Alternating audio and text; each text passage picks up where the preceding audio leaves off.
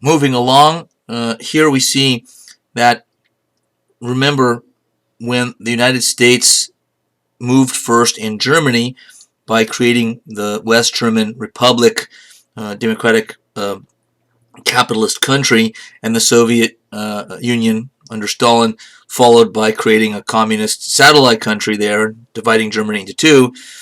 Then, as we saw in the previous segment, the United States forming the North Atlantic Treaty Organization, not far behind it was the creation of the Warsaw Pact nations, a defensive alliance, military alliance by the Soviet Union and the Eastern Bloc countries like Czechoslovakia and East Germany, which was clearly a response to NATO. And so you had a rather ominous geography or political geography set up here, and you can see why that Germany, as I said before, is considered to be the front line of the Cold War, at least in Europe, because right there where the red and the blue meet, that's Germany, and that's Germany sliced in half. So a Red Army invasion of Western Europe would have come right through there, if it ever happened. It never did, though there were fears. So both sides wanted to create one German government. The Soviets want a communist. The U.S. wants a democratic capitalist Germany. But each, in the end, has to settle for a partition into two Germanys. They just held on to the half that they had and turned it into forced it into the type of government that they wanted. Both did it. Both thought that it would be temporary, or hoped it would be temporary, and that they could find ways to, force it to go, all of Germany to go their way, communist on the Soviet side and capitalist on the, American Allied side. 1949 was a scary year for the West, the non-communist world, particularly the United States, for a number of reasons, one of which is the successful communist revolution in China that was finally successful in that year.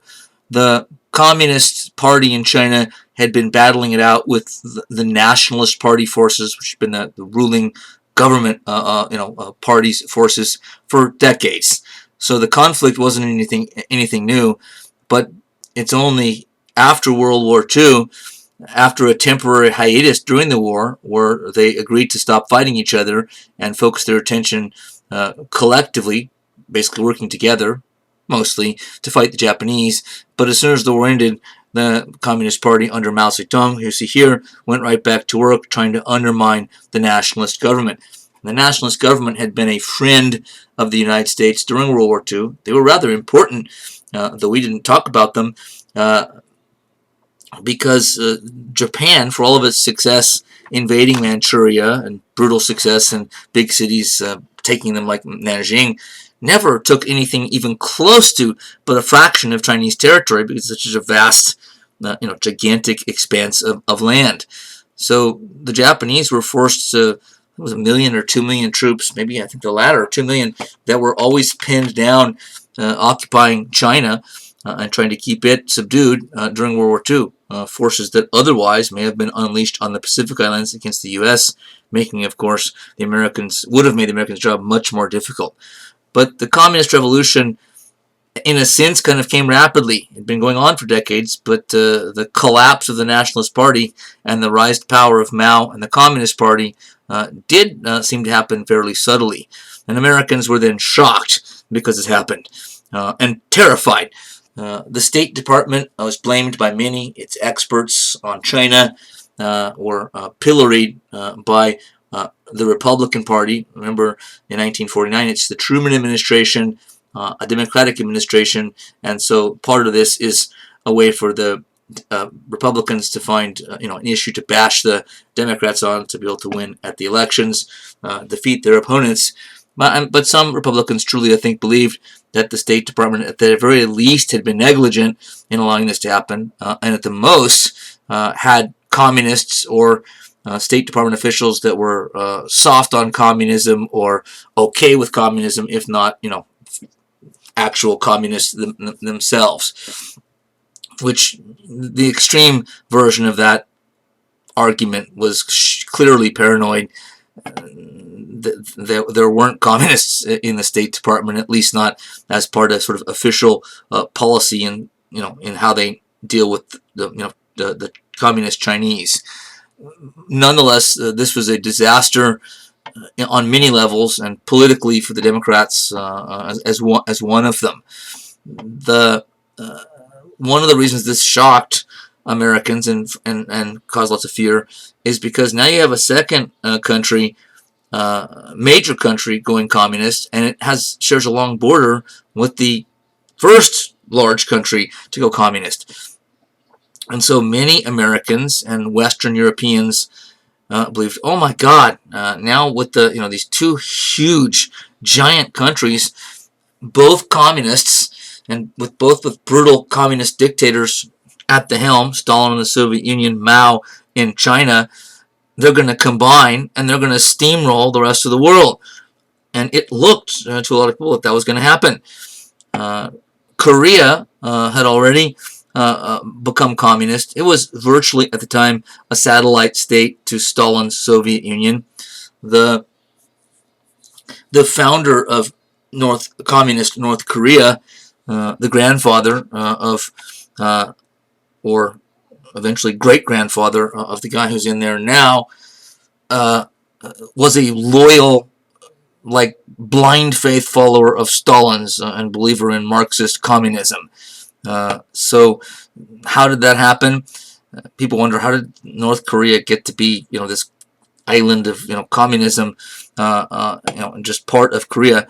Because when the Soviet Red Army invaded Manchuria and Eastern Asia as a whole at the very tail end of World War II, as agreed to at the Yalta Conference by Stalin, with the urging of President Roosevelt, Prime Minister Churchill, to help them defeat the Japanese after the war in Europe, they actually got the invasion underway just before the atomic bombs were dropped by the United States and Japan surrendered.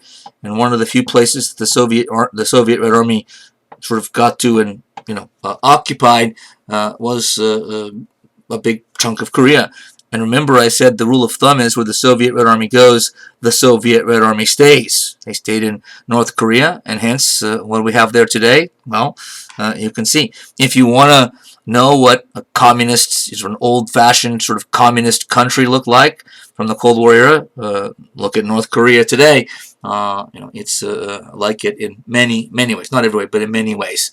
So this seemed to be a very, very bad sign indeed for the free world, for those countries committed to freedom, liberty, equality, rule of law, freedom of speech, etc. It wasn't to be, however, one of the few voices who, from the beginning, wasn't buying the idea that the communist Chinese and communist Soviet Union, because they were communists, were automatically going to come together and embrace and be fast friends and allies, was George F. Kennan, who ended up being a prophetic voice on many occasions during his long and illustrious career. But he just said it doesn't matter that they're both communists. These countries, they share a long border with each other, so there's lots of potential flashpoints. And they have such a long history of animosity between the two countries that goes back deep into the past and deep into their cultures. It's going to be that is more of a determinant of their relations, and not so much the fact that they're both communist now, which ended up, I think, it ended up being true that they didn't get along, but I think Kennan's reasoning is most likely, the main reason why. To make Americans and Western Europeans even more frightened than they already were, the Soviet Union entered the nuclear age in the same year that China went communist, with the first successful Soviet atomic tests, codenamed by the U.S. as Joe 1, after Joe Stalin. This is a photograph of the test. And this terrified Americans for obvious reasons, but I think making it even scarier was the fact that the U.S. government had apparently miscalculated, and they thought the Soviets were still a number of years away from a successful nuclear capability, and that timetable got moved ahead drastically from this point forward. So now you've got both superpowers having entered the nuclear age. Now, for a number of years, the the Soviets didn't have a large arsenal of weapons, of the nuclear variety, but they start catching up pretty fast. So the Cold War has now reached an even more dramatic and serious level here. If Germany was the front lines of the Cold War in Europe, surely Korea was the front lines of the Cold War, at least in the early years, in Asia. Now remember that, like in Germany or like in Europe, where you saw West Germany and East Germany, two countries that had been one country split based on ideology, you see the same thing in Korea. I just told you sort of how and why that happened, but North Korea was a communist country by this time, after World War II. South Korea certainly wasn't a democracy at this point. Its leader, Syngman Rhee, was more of an authoritarian than anything else, but it wasn't a communist country. It certainly was anti-communist. The United States preferred South Korea for sure to the communist North. And both sides had been threatening to attack each other and reunite under their banner, their way of doing things. But it was the North Korean communists that beat the South Koreans to the jumped first and invaded before South Korea did. And this somehow surprisingly caught Americans off guard. American leaders off guard. The Secretary of State at this time, during the Truman administration, one of America's most famous and talented Secretaries of State, Dean Acheson, when he issued a list of what was called, I think, the American Security Perimeter in Asia, all the Asian countries that the United States is on record as being ready to protect. It's kind of a warning list. Like, if you attack these countries in Asia, you're going to have to reckon with the United States. And for some reason, South Korea was left off the list. I don't know. I don't think we do know for sure if that had something to do with North Korea thinking they could invade. Well, the United States it's not part of their defensive perimeter. They're not going to defend South Korea. But for whatever reason, the time seemed propitious to do so. It certainly had something to do also with the fact that Kim Il-sung, the founder of the country, went to, wisely, both Stalin and Mao, right? They're sort of big brothers in communism, and sort of asked their permission, and asked if they would support. There was less support and more kind of a nodding of the head and permission than anything else. But with the go-ahead of both, with the at least the tacit backing of both, this happened. And so in the fall, summer of 1950, the North Korean Communist forces come pouring across the 38th parallel, the border dividing line, and in a short amount of time had taken the capital of South Korea, Seoul. Seoul is actually only just south of the demilitarized zone, 38th parallel, so they didn't have to get too far into the country before they were at the capital. But it's never a good thing if you lose your capital, especially that early in a war. The American government went to the United Nations, the new United Nations, and got a Security Council resolution that supported United States intervention to defend the territorial integrity of South Korea, which was a wise move and gave them a lot of international goodwill and support. Got other countries to send troops. Australia had a division on the ground in Korea. But as always happens in these kind of things in the post-World War II world, the United States does the heavy lifting, sends the most troops. So American troops start pouring into the country. The guy in charge was none other than Douglas MacArthur. Why? Well, he was the closest. MacArthur, after his heroics in World War II, got the job as basically the ruler of Japan in the post-war years. Remember, the U.S. through this flawed masterpiece of social engineering forced a capitalist democracy on Japan, and it sent Douglas MacArthur as the guy to do it. For those number of years, the person that everyone in Japan answered to was not a Japanese leader. It was Douglas MacArthur. I mean, through the United States government.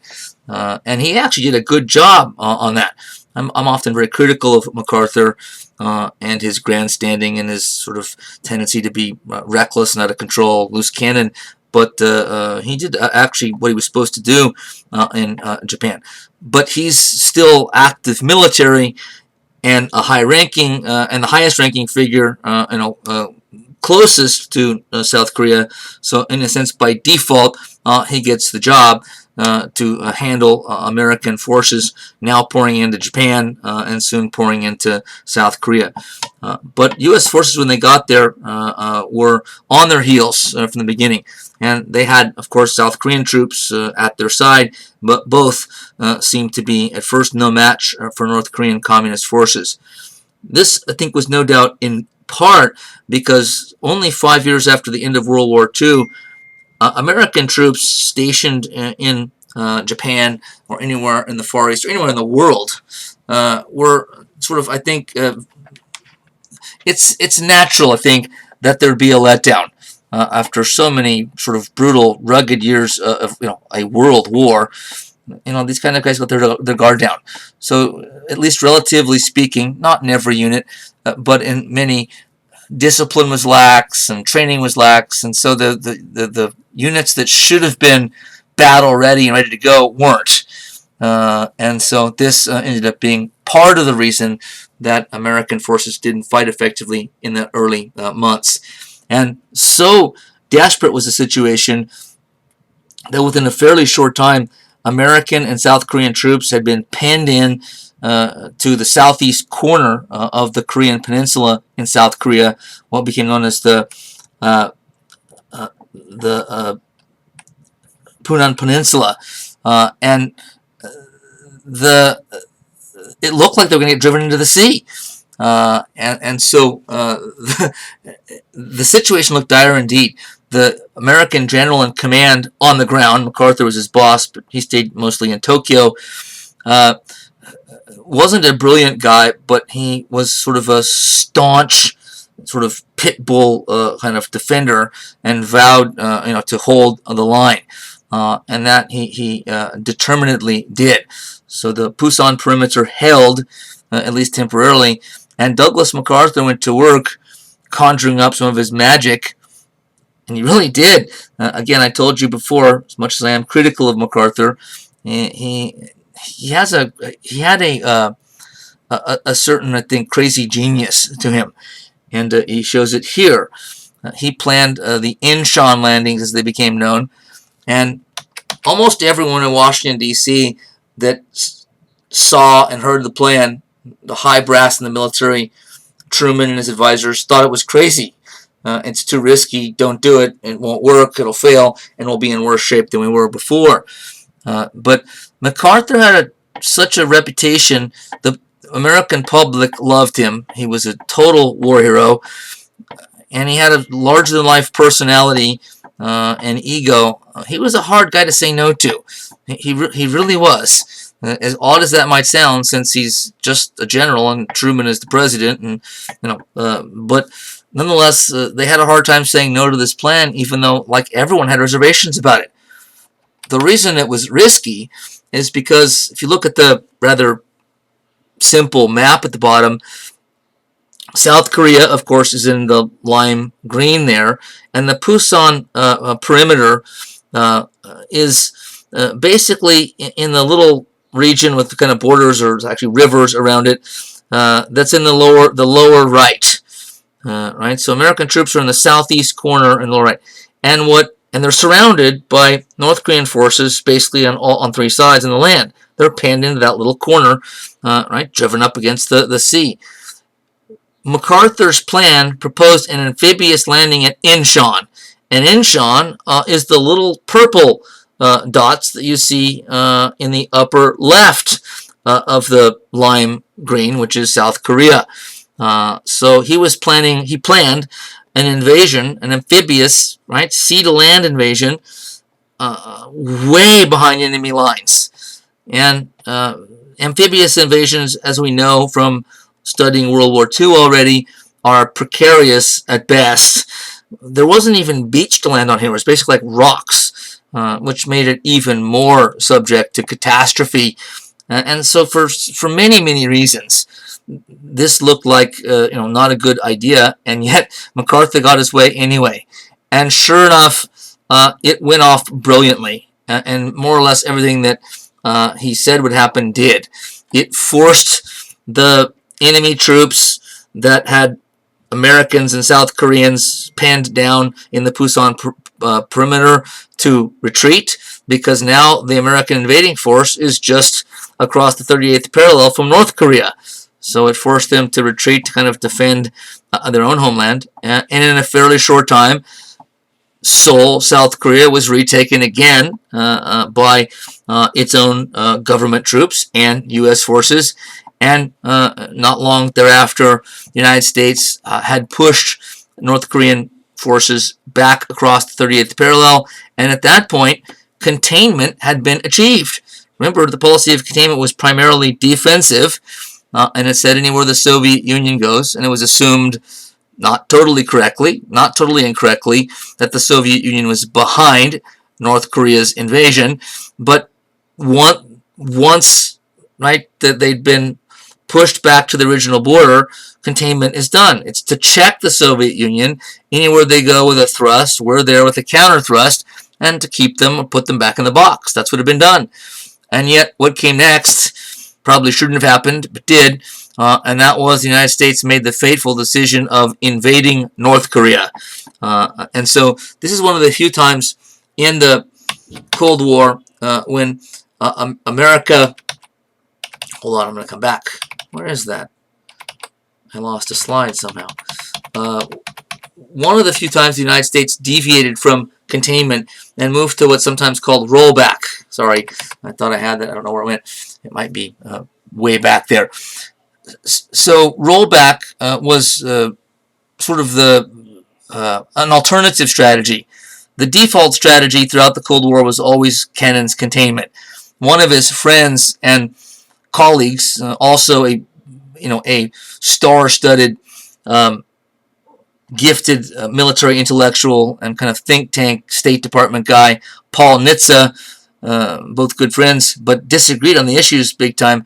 Nitze was the guy who basically put forward the rollback strategy, which said we shouldn't just defend against Soviet and communist aggression when it expands and trying to contain it and put it back in the box. We should advance on it and overthrow communist countries everywhere we get the chance. And so this is one of the few times when that actually became operational instead of the containment policy, which was what the U.S. used most of the time as a strategic way to think about how to handle these kind of issues. But the United States forces, again, MacArthur still technically in charge. He made one trip to Korea during this whole months of leadership there, if you can call it leadership. And American troops were surprised as they moved further and further north into North Korea. And the further north you go, the more it kind of mushrooms out. There's a big, huge border with China. And the more mountainous the territory gets and rugged the terrain. And they were doing this in fall. So it's getting colder anyway because of the time of year, and they're getting into higher mountains, and so it's getting cold for two reasons. And they were eerily, had this eerie feeling when there was so little fighting. They just keep advancing, and there's very little enemy activity standing in their way. And there were already some American officers that suspected that there's some sort of trap being laid for us here.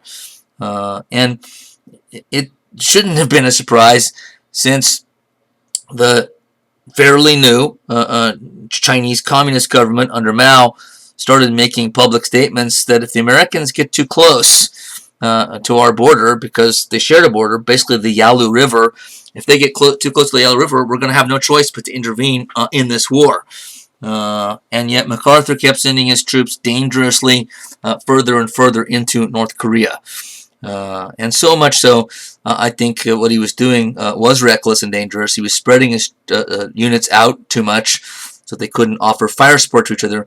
I think because he was trying to get his troops to sort of all the border areas as quickly as possible to be able to end the life of North Korea and be the conquering hero and sort of get the glory of being the guy that took down communism in Korea and reunited all of Korea under non-communist auspices. But to do so, he had to move fast. And one of the reasons he had to move fast is because American troops, as they went further and further north, started to capture troops here and there. And it happened on several occasions where they'd bring in an interpreter in to interrogate a soldier more that had been captured, and the Korean interpreter would sit down and in 2 seconds turn to his American counterpart and say, these guys aren't Korean, they're Chinese. What? They've got army uniforms on. Yeah, but they're Chinese uniforms. They're Chinese soldiers. Like, what are Chinese soldiers doing in North Korea?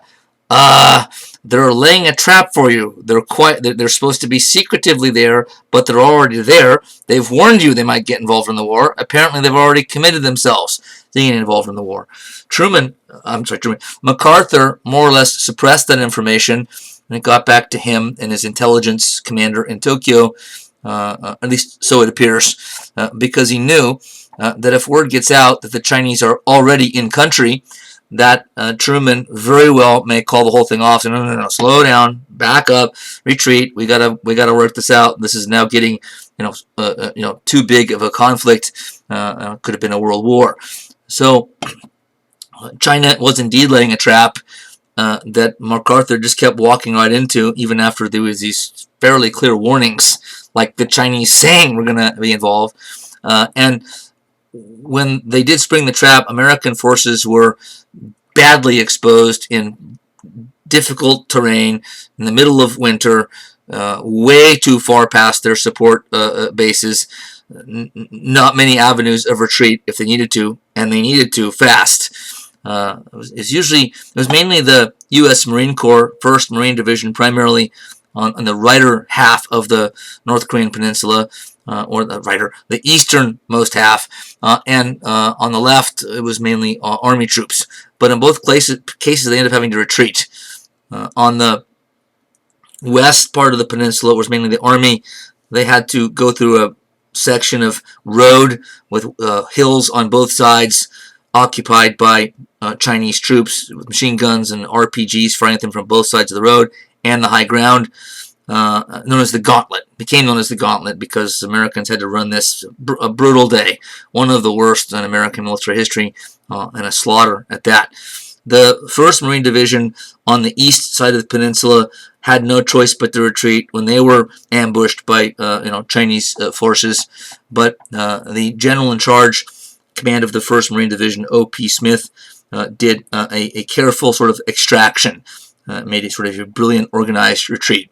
So he got most of his unit out intact without sort of a wholesale slaughter, though they took pretty heavy casualties. So after that, things basically settled down for the rest of the war at around the 38th Peninsula. No side sort of pushing the other back too far. For the next 3 years, they basically fought to a standstill with the huge casualties, about 55,000 Americans killed when all was said and done by the time the war ended. Not just during this first year, but by the time it was finished. But General MacArthur himself got himself into trouble by basically criticizing the Truman administration, not necessarily openly, but by making statements to the press about what he thought the U.S. should be doing when it wasn't doing those things. And he, on several occasions, made statements about what he thought should happen, including saying the United States might need to consider, or does need to consider, using nuclear weapons on Chinese cities. And this might not sound like egregious behavior to you, but a general's job is to follow the orders of the government, right? He's there to do the military job. The politics are supposed to be left for the guys that employ him, the U.S. government.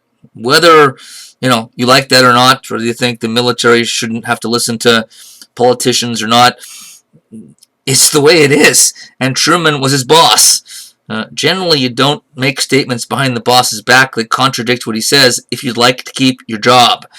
And after the first time MacArthur made such a wild, unpredictable statement, the Army Chief of Staff, or maybe it was the Joint Chiefs of Staff chair by that time, Omar Bradley, another American hero, general from World War II, told President Truman, fire him.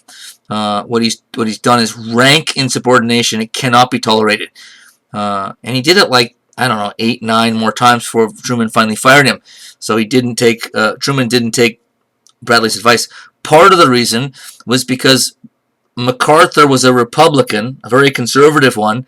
He was a huge hero in the U.S. Truman was a Democrat, and he knew, the president knew that if he fires him, he's going to create a political firestorm that might it might really hurt the Democrats at the next election and possibly for years to come. So it's the main reason he was hesitant to fire him. But eventually he felt he had no choice, and he actually flew to a Pacific island, had MacArthur fly and meet him there, and relieved him of command, and put this guy in charge, Matthew Ridgway, who you've probably never heard of, and for good reason.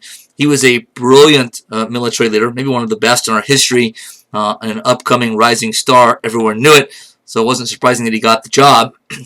But all he did was fight to a brilliant draw in Korea. Keep holding at the 38th parallel primarily, but was really, really good at it. But Americans aren't good at sort of accepting ties or draws as anything to praise. So it's not a surprise that he's not a household name today. All he did was fight to a draw.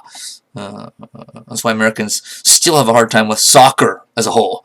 Not me, I'm a soccer fan, but a lot of Americans don't like the idea of a draw in an athletic contest. The U.S. government, mainly through the CIA, right, one of the major power projection institutions that we talked about at the outset, got good at overthrowing foreign governments, among other things. The CIA in the Cold War, there were a lot of things it didn't do very well.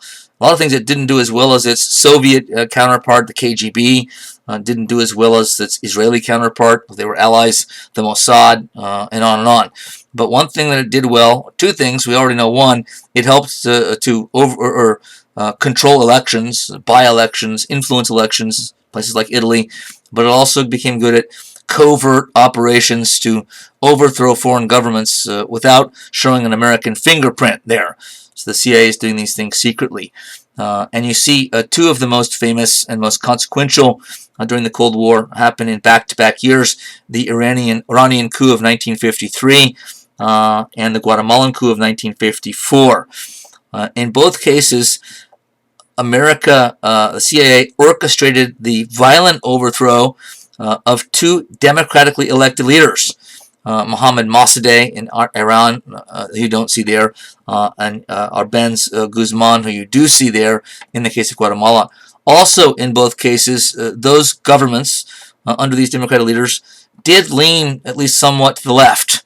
And remember, in the Cold War, however mildly you may have leaned to the left in your politics and your policies, the United States government responded to that and largely believed that you were acting under the aegis of the Soviet Union, that they put you up to it. They're backing you. They're pushing you and egging you on to do this. So these were at least slightly left-wing governments. In Brand's case, there's almost no evidence that he was sort of dealing with the Soviets and they were supporting him and etc. Your Honor, I'm not as clear on if there was any and if so, how much. Another commonality in both these cases was that the leaders in question threatened to carry out nationalization of certain commodities and resources. Nationalization, if you remember, we talked about it, the populists had supported some elements of nationalization earlier in the course. But when you nationalize an industry, it means the government takes it over. It's run by the government / public, since the public is supposed to be in charge of the government, at least in theory. In a democratic society, these were democratically elected governments. But so Iran's government, Mossadegh's government, threatened to nationalize the oil reserves of Iran. Imagine how well that's going to go over in the U.S. In Arben's case, his government threatened to nationalize, meaning the government will take over, get rid of the capitalists. So nationalism on one side means the government taking over that industry, right, oil in Iran. But on the other side, what it means is it's taking it out of the control of capitalists, corporations, and CEOs and shareholders. So this is seen as anathema to capitalists, understandably. In Arben's case, it wasn't oil. It was, of all things, bananas. The United Fruit Company, a gigantic American corporation, owned a ton of territory, I forget the percentage, in Guatemala. And Arbenz was only going to take like half, nationalize like half of the United Fruit land, and he was going to compensate them for that he did take, unless the United Fruit Company went berserk and tried to get the government to intervene. In the Guatemalan case, it's certainly true that the United Fruit Company and its land being part of it being taken from it in this in this takeover by the Arbenz government, nationalization. It wasn't the only reason, maybe not the main reason, that the U.S. got involved. CIA orchestrated his takedown, partly because of their fear of his left-wing activity and policies in general. In Iran's case, Mossadegh for sure was taken down because he threatened to, and was even taking steps to nationalize the oil industry. Just before this, the British had controlled Iranian and oil in other parts of the Middle East and that part of the world. And after World War II, the United States started to kind of elbow its ally Britain out of the way and said, no, we're going to take control of oil from this point forward. So the coups were successful. Both of these, again, democratically elected leaders were ousted from power. And meddling in this heavily in other countries' affairs, right? And I have to be clear on these things. The CIA didn't send its own operatives out to kill these guys and take them down. It basically worked through dissidents, people in those countries that were from those countries that didn't like the government. In any country, you can always find people that don't like their own government for this or that reason, and you sort of try to push them and prod them and give them incentive or reward them for opposing the government. So this is the way the CIA usually worked in these kind of things. But it did prove successful. But it's been argued by a number of scholars that this kind of thing is too much meddling in a very dangerous way. There are some, for instance, that argue that the Iranian Revolution of 1979 that brought the Ayatollah and the Islamic fundamentalist government to power there, that's still there to this day, is a result of the United States getting rid of a democratically elected leader and replacing him with a dictator, which they did, the Shah of Iran. Had been a leader before, was in exile, and they brought him back. And the Shah was a brutal dictator, and American leaders knew that. But they liked that better than the idea of the government remaining in the hands of a leftist who did leftist socialist type things like nationalize the oil industry. So successful efforts to overthrow leftist governments here through covert CIA operations. And the United States is well known, even since the Cold War, but certainly during the Cold War, for supporting dictators and dictatorial regimes around the world. You see a number of the main ones here. And the relevant quote, one of my favorite quotes, comes from the already mentioned Secretary of State during this period, much of the period, Dean Acheson, saying of one dictator, in this case Marshal Tito of Yugoslavia, he said, of Tito, he said, he may be a son of a bitch, but he's our son of a bitch. And I'm asking, does this rationale hold? So what does that statement, first of all, mean? it means he's a bad guy, right? But he's on our side, and we need some bad guys on our side. So the rationale was, and I'm asking you rhetorically here, you can think about it yourself, because I can't see how you're responding right now, or if you're still awake over there on the other side of this. But I'm asking you, is it a legitimate rationale to say, and this is what American leaders did say, it's the Cold War era's defenders in the scholarly academic community today, professors, that the Soviet Union was such a dangerous, right, and villainous ally, really need to be worried about that we're going to sometimes have to ally ourselves with bad guys, rough and tough people that we don't want to have to ally with, we normally wouldn't ally with, but we don't have a choice. Some of these guys, are vicious and cruel and bloodthirsty, but they're going to do bloodthirsty things on our behalf against our enemies. So we need them, unfortunately. So this is an ugly, certainly, way to have to go about, trying to keep the Soviet Union contained and to deal with them, and protect your interests. But it's possible this could be justifiable. I'm not taking a position on this. I'm staying agnostic for the time being on this. I can see the argument that says that's ridiculous, right? That's just dangerous and it's immoral. But it could be true as well. It's worth thinking about that the United States really had no choice. The Soviet Union represented such a grave threat to American interests, American way of life over the long run. We had no choice but to, get beside us on our side some pretty unsavory characters, who included, by the way, at one time or another, Saddam Hussein and Osama bin Laden. They were our allies for a long time, and they were just as rotten a guys then as we know they were later on.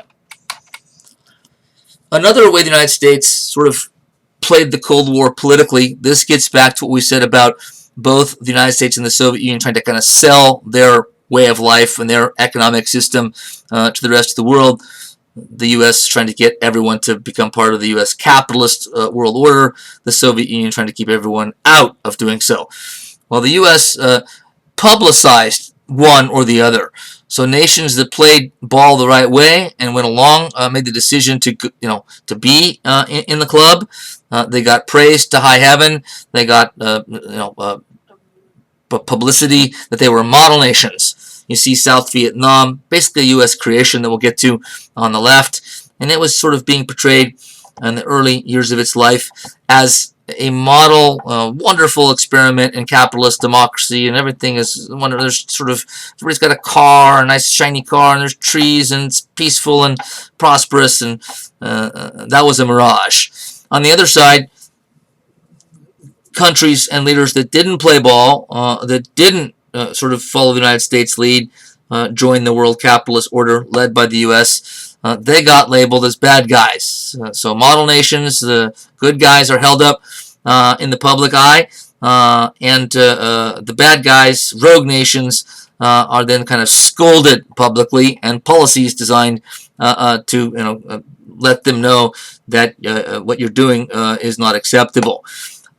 Fidel Castro, magazine, the little drawing, that's Fidel Castro, was the leader of the communist revolution in Cuba in 1959, which brought a communist government to power there. It's a little small country, yes, but this was utterly humiliating to the United States government and to anyone in the country that hated communism, socialism, Marxism. Why? Well, the simple reason is that Cuba is about 80 miles south of Florida. So if the United States is so opposed to communism and it's so damn powerful, then how did they let a dinky little country 80 miles south of Florida go communist without being able to stop it? And so this is something that American leaders aren't going to forget soon.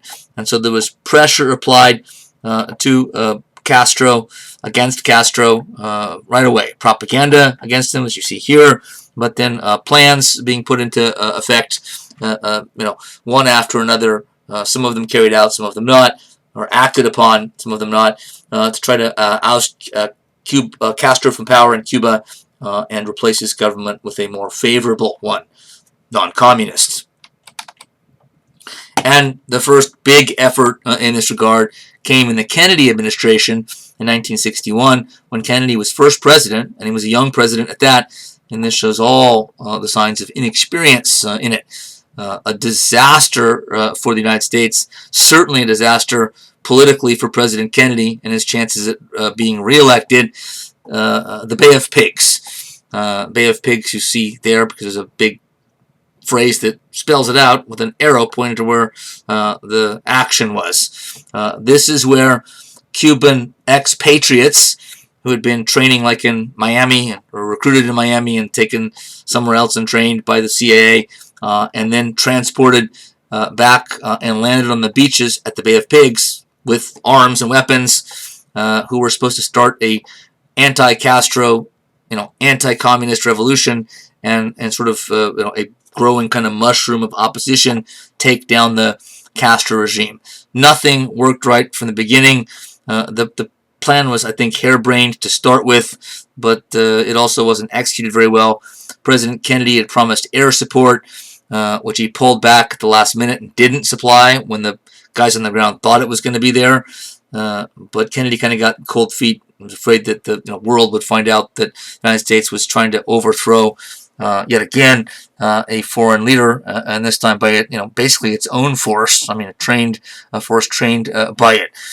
So it failed miserably. It wasn't Kennedy's idea. The Eisenhower administration, that was the Republican administration that preceded Kennedy, they are the ones who worked out this plan to take out Castro just after Castro came into power in Eisenhower's last year or so as president.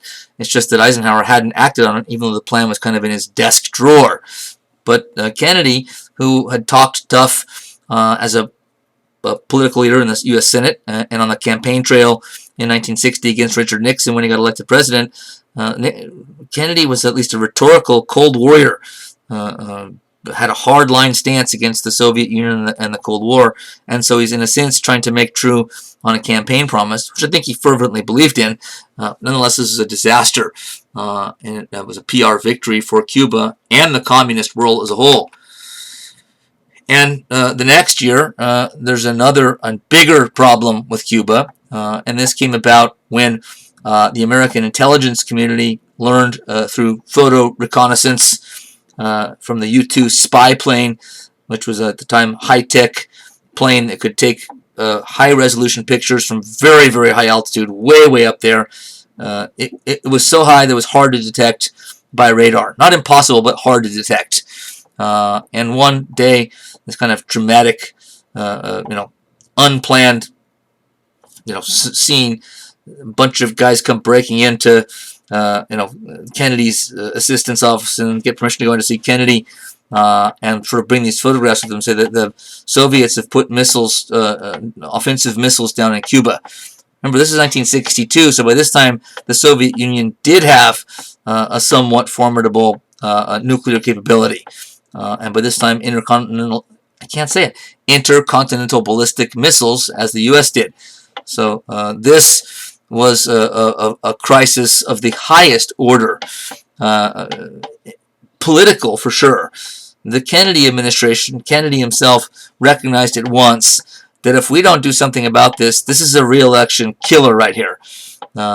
Because whether or not it's a military threat, and it seems obvious that it is, it's when nuclear weapons are going in, missiles with nuclear warheads on them are going in on Cuba, pointed at us from 80 miles away.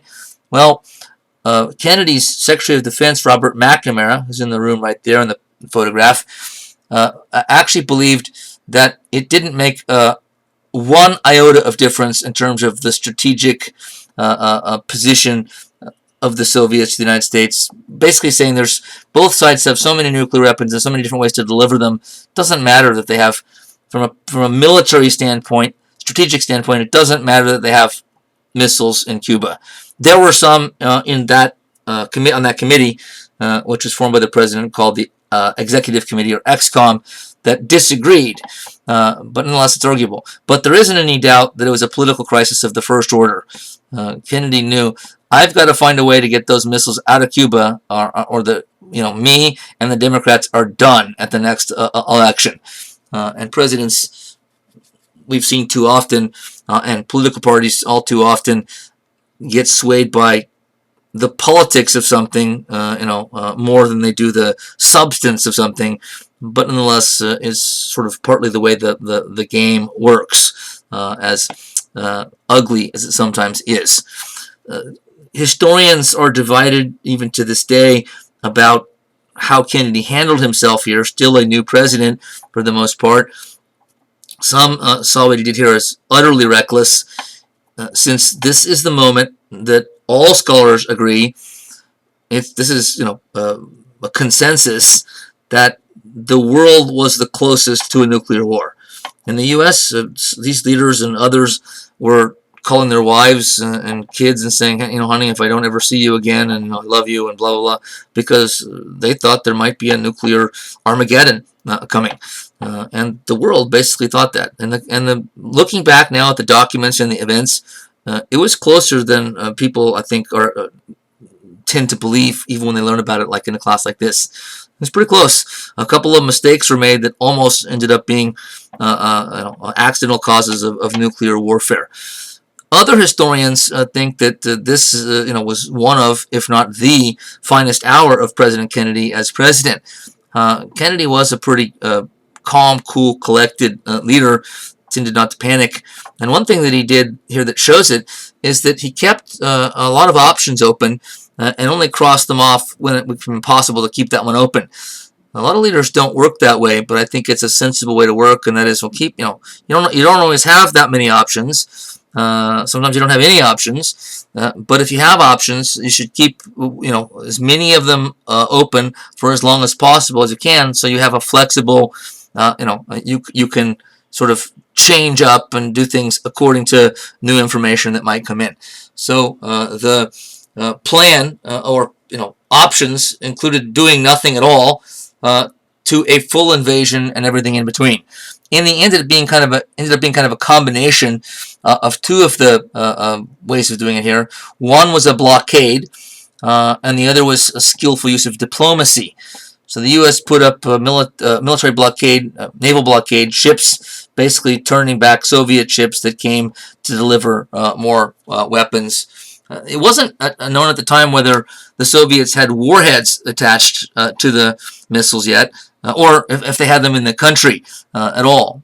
We now know that the nuclear warheads were not attached to the missiles yet, but they were already in port, so it wouldn't have been long before they were. That doesn't mean that the Cuban Castro government or the Soviets would have attacked with them, but it does mean it would have made it more dangerous because they would have been armed at that point.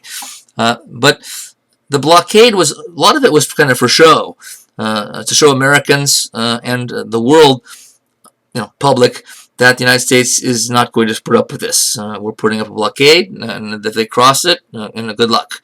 Actually, I think at least one Soviet ship did cross the blockade, crossed the red line, but that kind of got hushed up.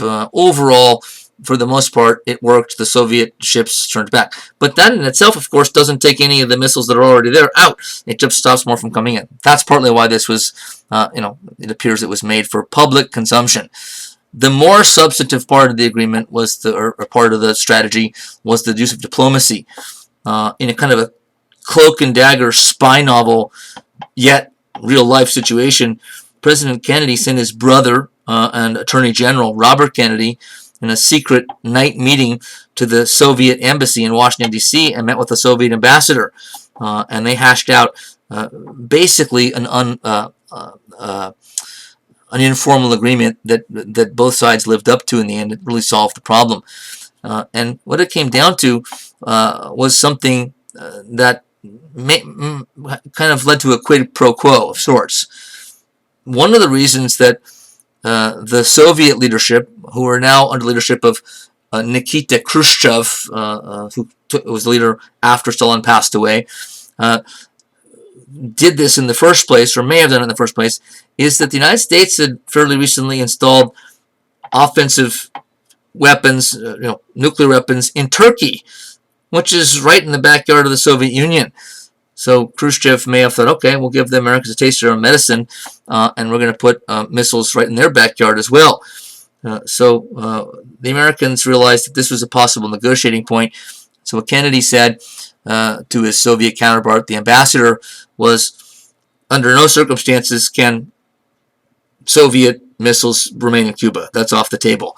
We'll have to do whatever we have to do to prevent that from continuing. But we'll make you the following deal. If you start to remove your missiles from Cuba immediately and very openly and publicly, we'll start removing our Jupiter-class missiles, as they were known, from Turkey slowly and quietly. And the reason that there was an inequality there, an asymmetry, is that what the president's brother, the attorney general, was saying here is that you're going to have to do your part of the deal openly and publicly so it looks like you're backing down. And we need to keep our end of the deal quiet so it looks like we're not backing down. Because we have to look strong in the eyes of our own constituents, our own public, the American people. And one could say that's it is duplicitous. It's basically, this wasn't told to the American public, so the Kennedy administration was pulling the wool over the eyes of the Americans, the American citizen, because it looked like the Americans just sort of went eye to eye with the Soviets and they backed down. In fact, that's a famous statement by one of the members of the XCOM here, that we just went eyeball to eyeball with the other side, and they blinked. So that's the way it appeared. Nonetheless, this situation did diffuse the crisis, and the Soviets never did try to put offensive nuclear weapons and missiles in Cuba again. So with that in mind, you could say that the United States won the Cuban Missile Crisis. However, you can make a case that the Soviets did as well, because what also never happened again was that the United States never made a serious attempt to overthrow the Castro administration. And this also might have been a reason that Khrushchev, the Soviet premier and leader, put the missiles in Cuba in the first place. And that is, he wanted to show the United States, Castro's our guy. He's a good fellow communist, loyal, and we're going to back him up. And if we have to do it by putting nuclear weapons there to show you how much we're committed to a communist Cuba, then so be it. And it looks like the Americans got the message, because though economic sanctions have been in place until quite recently against Castro's government, the United States never made these kind of, Bay of Pigs. There have been all kinds of assassination plans, not plots, but nothing carried out, but plans to kill him. And none of those were ever sort of seriously done again. So both sides could claim to have won the Cuban Missile Crisis, but thankfully for humanity, at least they did get by without starting a nuclear war. Of course, there was a nuclear arms race as a major frightening feature of the Cold War. Both sides ratcheting up the sophistication and destructive capacity of the weapons. By the 1950s, it wasn't just producing more and more atomic bombs. It was creating and producing the super, as it was called here, the hydrogen bomb. And in the upper right there, you see the mushroom cloud of a hydrogen bomb that looks more menacing than the other cloud we saw, for good reason. Hydrogen bombs are many, many, many times more destructive than atom bombs. So this is now, loss of life and destruction with one warhead or one bomb, well beyond what destroyed Hiroshima and Nagasaki, which is terrifying, of course, to behold. But both countries felt, if they do it and we don't, they're going to have such an advantage, they might attack us because they feel like they could win a nuclear war. So both sides had to think about, once both of them were armed to the teeth with these, talk about weapons of mass destruction, that they kind of had to figure out the following question: how can we use nuclear weapons without actually using nuclear weapons. And the Eisenhower administration had come from the perspective and using the phrase as part of it, massive retaliation. And this was the idea of letting the Soviets know that if you even think about attacking us, or you do launch an attack, just know that we will unleash everything we have on you. So you can attack us and fire every missile you have. We can't stop it, and it'll cancel out our society. We'll be obliterated from the earth, but so will you. So just know that if you press those buttons, that you'll be committing suicide because you'll fully destroy our society and civilization, but we'll do the same to yours before we go. So massive retaliation, publicly, stated again and again and again. What later came to be called mutually assured destruction, or MAD, an accurate acronym, I think, quite possibly. When the Kennedy administration took over a Democratic administration for the Eisenhower, a Republican, their goal was to have more nuance in nuclear policy, flexible response, as it came to be known. And flexible response wasn't just for nuclear policy, it was for military operations as a whole. It made some sense in some ways. What Kennedy's brilliant leaders thought they were saying here is, wait a minute, it makes no sense with regard to nuclear weapons and military response in general to sort of have an all or nothing policy. Either we do nothing or we do everything. There should be kind of a number of gradations in between that sort of are applied depending on the situation, depending on the context. So in some ways it made some sense, but flexible response also included as one of these gradations of response, at least for a time, tactical nuclear weapons. And what does that mean? You won't believe this if you haven't heard it already. It meant that they developed nuclear weapons. They never got used this way, of course, but to be used in a regular land battle or war.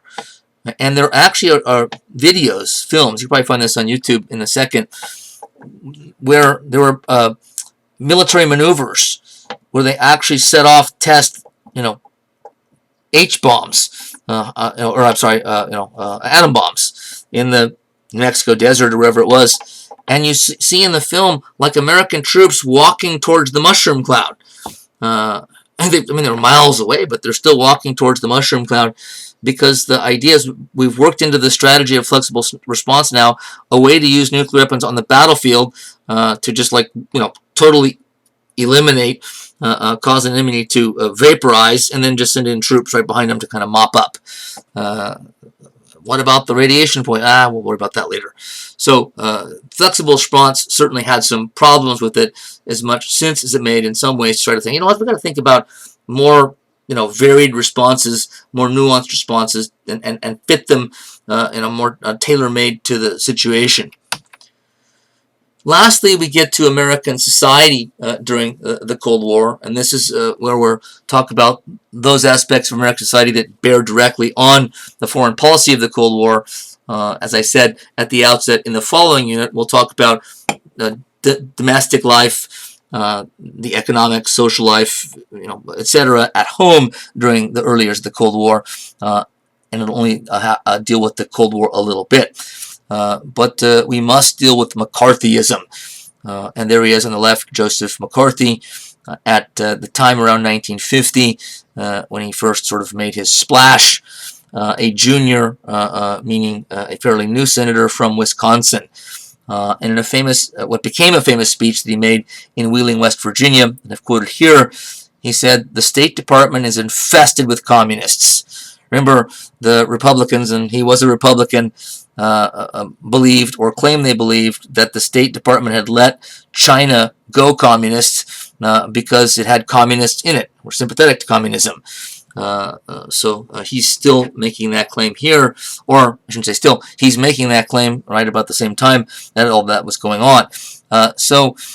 Infested with communists. I have here in my hand a list of 205, a list of names that were made known to the Secretary of State as being members of the Communist Party and who nevertheless are still working and shaping policy in the State Department.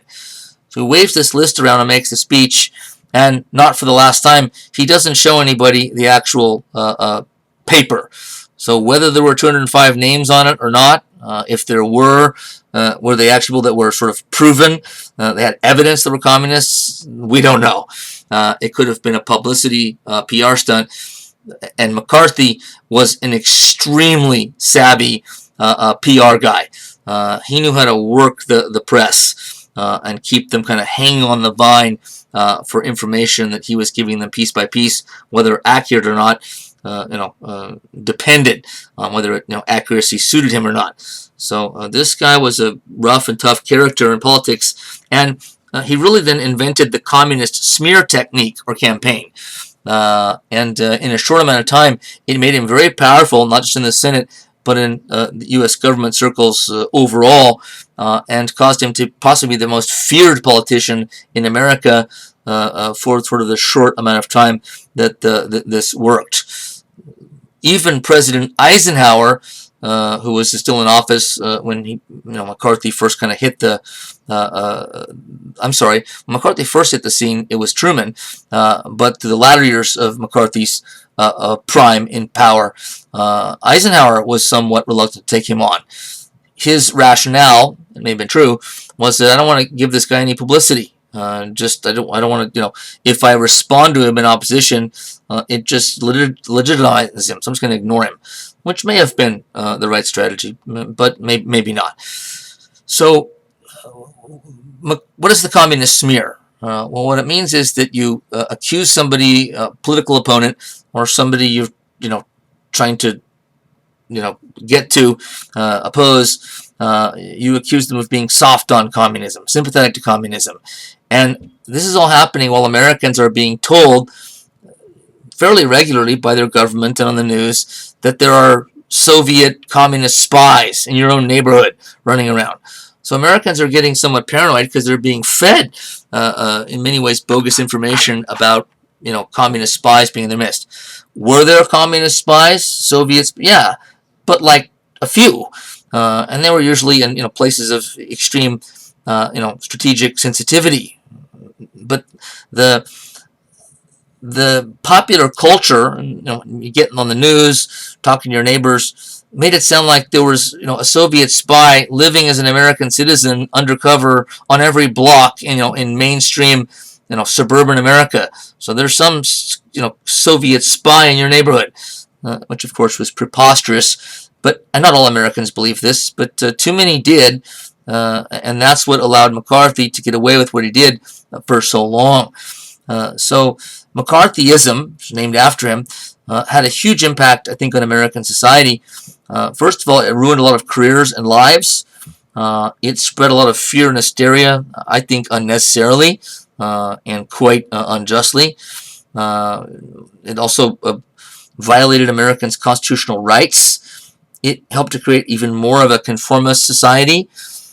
And it appears to have narrowed political discourse. After all, Republicans could and did use the communist smear campaign in political campaigns to tarnish their opponent by painting them with this sort of broad brush of they're a communist or they're sympathetic to communism. And Democrats never or almost never did it in return. Why didn't Democrats, if I'm running for Congress and I'm a Democrat and my opponent trying to defeat me is a Republican and he accuses me of being a communist and I know I'm not, why don't I just say, no, you're a communist, right? And sort of throw it back at him. It may have been tried. I haven't heard of it. It has. But it largely wouldn't have worked. That's why, if it was tried, it wasn't tried very often. Because what really it came down to was the image that both political parties had. An image we should know is not always the same as reality. So the image of the Republicans was that we're sort of the patriotic, the down-to-earth, hard-working, middle-of-the-road, flag-waving, family man, church-going, upright citizens. And the Democrats are these sort of pot-smoking, long-haired liberals that's like, hey, anything goes, man. Hey, whatever you're into. If it's communism, so that's cool. And so because Americans so largely believed those stereotypes, it didn't make sense to sort of accuse a Republican, most of the time anyway, of being a communist or being soft on communism. To Americans, I mean, much. I can see how those Democrats would do it. They seem to be open to anything and everything. So this is partly what McCarthy and other Republicans, who, not all Republicans, by the way, liked the communist smear. Eisenhower, as president, he's a Republican. He hated this kind of thing. But there were some others that got involved in it when they saw how well it worked. And sure enough, dozens and dozens of political leaders on the Democratic side lost their jobs because the public was apparently convinced enough by their opponents' communist smear tactics and techniques that they lost. I only know of one person. Backtrack. One of the only ways to combat this on the Democratic side, given that if you were a Democrat running for office, you knew it probably wouldn't work to accuse go back and make a counter accusation that your Republican opponent is a communist, because they wouldn't buy it. So if you can't really do that, what can you do? Well, on the campaign trail, you can start saying, you know what? Not only am I not a communist, I'm more conservative than my Republican conservative, opponent here, and start espousing conservative sort of Republican, policy proposals and ideas to sort of, hey, look, I'm just as Republican and conservative as the guy I'm running against, because you're afraid that if you say anything that's considered liberal, that will get you smeared as a communist. That's how broad a brush the communist sort of witch hunters like McCarthy, the most famous, were playing with. But I only know of one guy that used anything else but sort of saying, hey, I'm just as conservative or more so than my opponent. This is a congressman running for re-election from Texas. I forget his name. He wasn't ever a big name. But he called a press conference, and he's a Texan. And so the press is there, and he starts and he says, I'm a Texan, I own a shotgun, and I will kill any man that calls me a communist. And you know what? No one ever did. Because you know what? Texans, I think, are believable on that score. He probably did have a shotgun, and he probably would have shot somebody if they called him a communist. So, but of course, to make that work, he had to do it preemptively.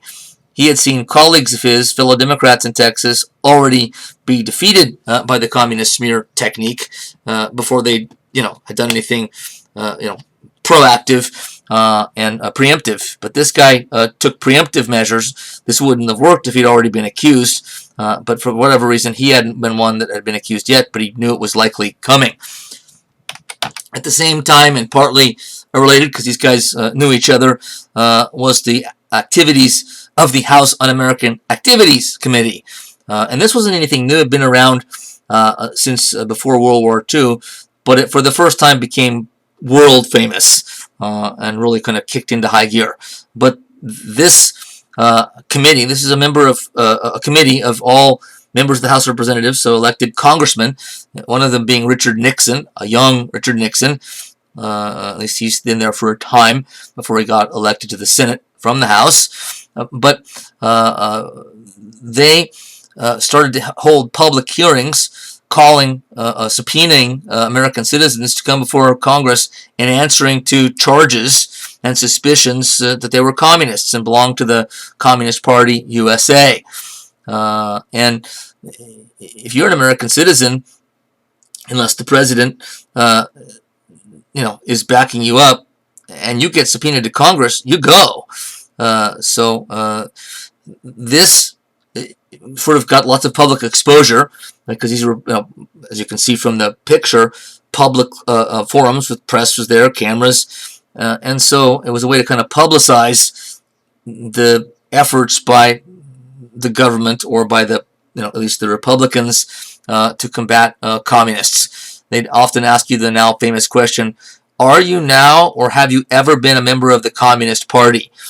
And if you were hauled before the committee, likely somebody had accused you being a communist, and you could get probably pretty easily them to get off your back and go on with your career in life. But you'd have to kind of do two things. you'd have to, one, admit that you were a communist, or belong to the Communist Party or a Socialist Party, whatever they accused you of, even if you didn't do it, and then just sort of show contrition, right? Just show that you've mended your ways, and just say like, yeah, I was interested in socialism for a while. I went to some meetings or whatever, but I realized it wasn't for me. It was un-American, and now I'm a good, flag-waving American patriot and capitalist. Okay, step one, right?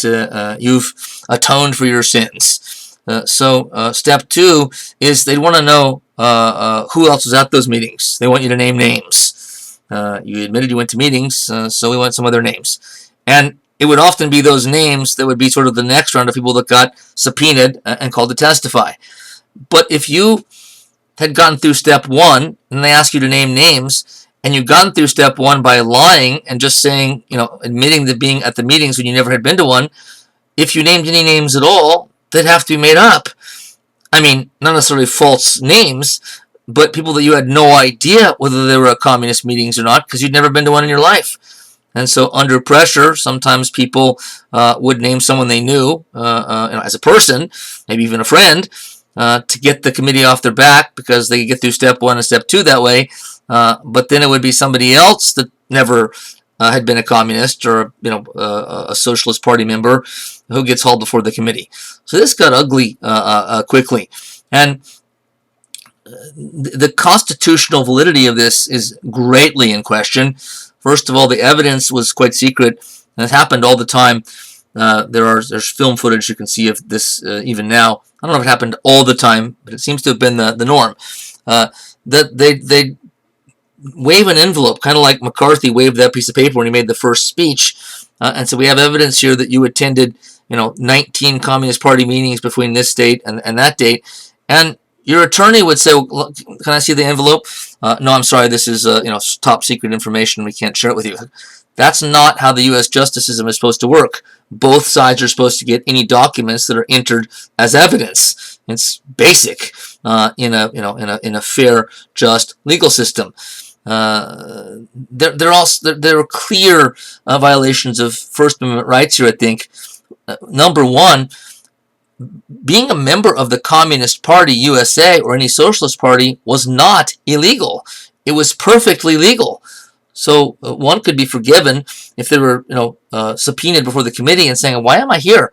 What law have I broken? What have I done that's violates the Constitution or violates the law?" Well, nothing.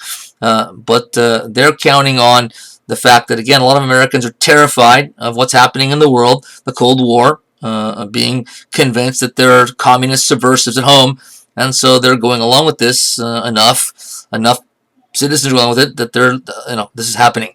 Some of the congressmen appear to have been doing this, as a exercise in grandstanding to sort of make their brand, because this is being publicized on TV, on the news. One of the places that the Un-American House Committee attacked was Hollywood. And it's true that Hollywood had a long history of a lot of left-wing sympathies. A lot of directors and actors and playwrights and things, or screenwriters, were socialists and communists, and that's true. They also went after university professors a lot, who weren't all left-wingers, but there were plenty of leftists on university campuses. And all of those people lost their jobs because if you didn't cooperate, because you said, "I'm not cooperating, you're violating my rights. I haven't done anything illegal." Well, if you did that, you could take the Fifth Amendment too, and just say, "I refuse to answer, based on my Fifth Amendment right against incriminating myself." But you'd end up doing jail time that way. But if you didn't get jail time, they would just then blacklist you. They would just, the politicians, the press, would just sort of leak this person that didn't cooperate, and it proves that they're a communist. And once that got out, your career, at the very least, your career was probably ended. So let's say it's an actor in Hollywood. They would dump let's say you worked for Universal Pictures. In those days, you worked for a motion picture studio like Paramount or Universal. Today, like, athletes sign with a team, and so you only work for the team. So if you're signed by one company, you only do films for them. But if you worked for Universal, once they found out that you got blacklisted as a communist, they're going to dump your contract because it's guilt by association. Right, as unfair as that is, that's how it was, and everyone knew it. It's like, we cannot have this guy on our payroll. It's going to make us look bad, and we're going to start getting called and hauled before the committee. So you'd become like a social leper very quickly. And so let's say you're now an actor, somewhat famous, out of work because Universal dumped you, and you're at, you've already testified before the committee, and this is, an awful, time in your life. And you happen to be in this restaurant for lunch that a lot of actors and directors go to, and you see an executive from Paramount Pictures who you haven't been under contract with, but you know the guy a little bit, and he's eating lunch by himself, and you kind of go and sort of sit down at his table, and he kind of starts in surprise and, hey, how are you? And he's polite, and maybe you had been on good terms, and he even liked you before, and that's why you sat down. But he sort of starts looking nervous immediately. He's kind of like looking around. And you ask him tell him what happened to you. You say, I heard on the news. And anything you might be able to, go back to your bosses and say, you know my record. You've seen some of my films. Possible that I could sign with you guys. And the guy would probably, at some point, say, you know what? If it was me, say, Christian, I really like you, and you know that, and I think you're a good actor. But I'm going to have to ask you to leave my table right now. Because if somebody sees me here with you, and especially if they snap a picture of it and it gets in the press, I'm going to be called to Washington, D.C., hauled before the committee, and asked the same questions you are, and I don't want any part of that. So I'm sorry, I really am, but I'm going to have to ask you to leave, or I'm going to leave. Right? No one will want to be around you. And your career in acting, in film or whatever it was, would basically be done. You would be blacklisted. It ruined lives. People committed suicide because they got so depressed over it. Brutal. Now, there have been a few historians, not many, that have defended McCarthy and sort of the communist witch hunts, as their opponents refer to them, saying that there were some subversive types, and it isn't unreasonable for the Congress at the time, with the danger of Soviet communism lurking, to sort of get to the bottom of it. But I have a hard time buying it in the end. But there were some spies. But again, they didn't live in your neighborhood. They were usually government officials. The Alger Hiss case is famous. Alger Hiss was clearly a spy, though he got nabbed for something. He got convicted for something far less than the government was trying to get him on. Richard Nixon was one of those, a young, upcoming sort of anti-communist, fire-breathing anti-communist politician who went after Alger Hiss. Years later, Nixon said, we won the Hiss case in the papers. We did. I had to lead stuff all over the place, or leak stuff all over the place, because the Justice Department would not prosecute it. Hoover, J. Edgar Hoover, head of the FBI, didn't even cooperate. It was one in the papers. I leaked it out to the papers. I leaked out the testimony. I had Hiss convicted before he ever got to the grand jury. Go back and read the chapter on the Hiss case in his book Six Crises, and you'll see how it was done. It wasn't done waiting for the goddamn courts or the Attorney General or the FBI. Nixon is basically admitting in that statement that though we believe that Hiss probably was guilty, that we sort of fast-tracked the process along a bit by manipulating the situation to get him convicted sooner rather than later. So a lot of ugly business like this during the era. Lastly, Cold War and American popular culture. This one's fun to do, and we'll end on kind of a more lighter note. But this was serious at the time, and it shows you how much this sort of got out into seeped out into the average neighborhood in suburban or downtown America.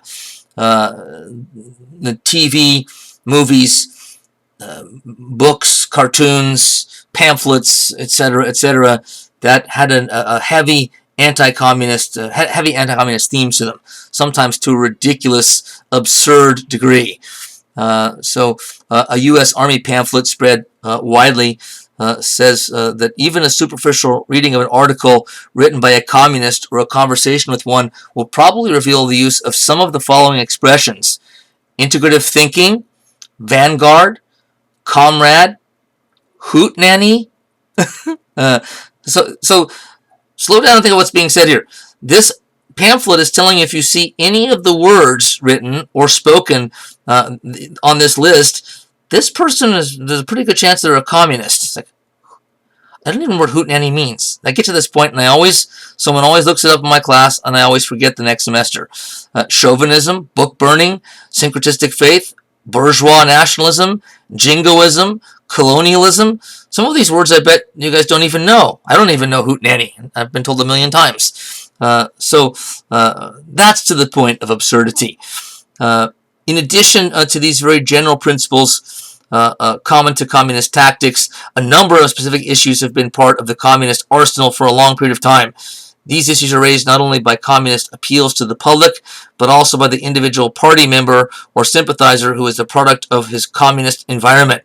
They include MacArthyism, violation of civil rights, racial or religious discrimination, immigration laws, anti-subversive legislation, any legislation concerning labor unions, the military budget, peace. Again, if you look at the posters, the advertisements on the right, they're hilarious. I used to have this, and I used to have it on my screen, but I can't find it.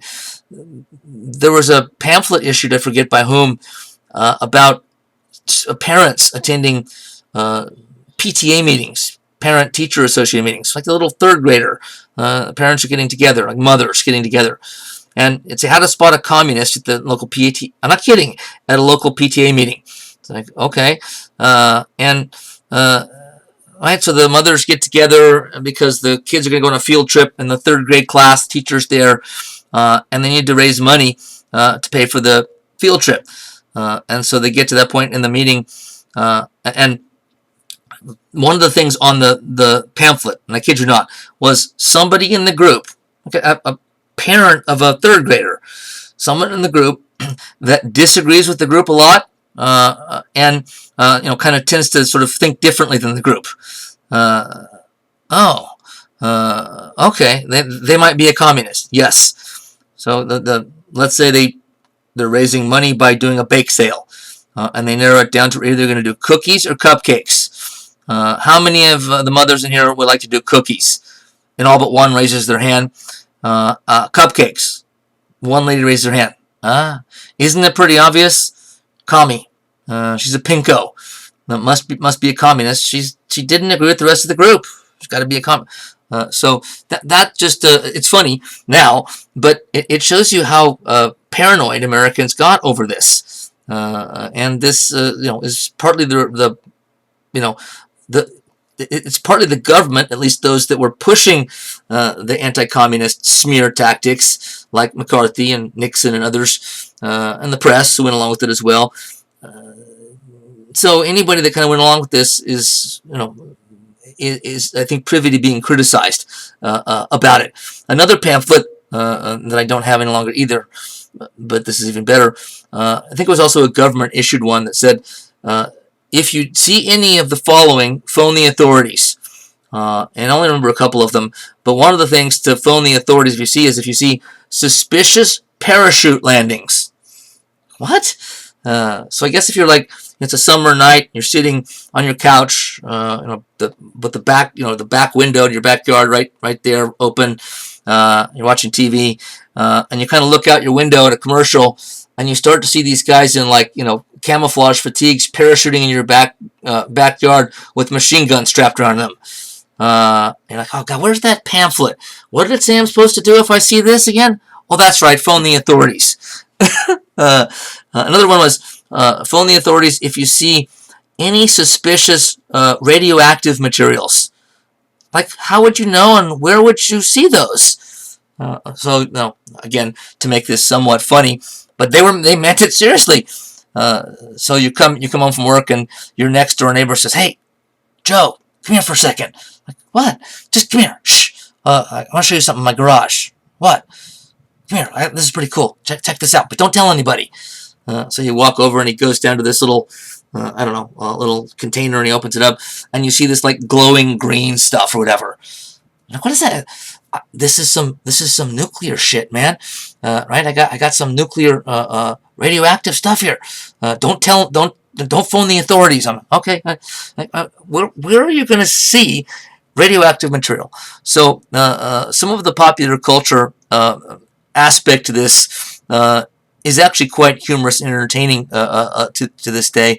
Lots of TV shows, books, magazines that were all sort of geared towards, playing up the communist menace and the idea that there are communists around every corner, behind every tree in the country. And a lot of Americans didn't buy this, but again, enough did that it allowed it to go on and continue to happen.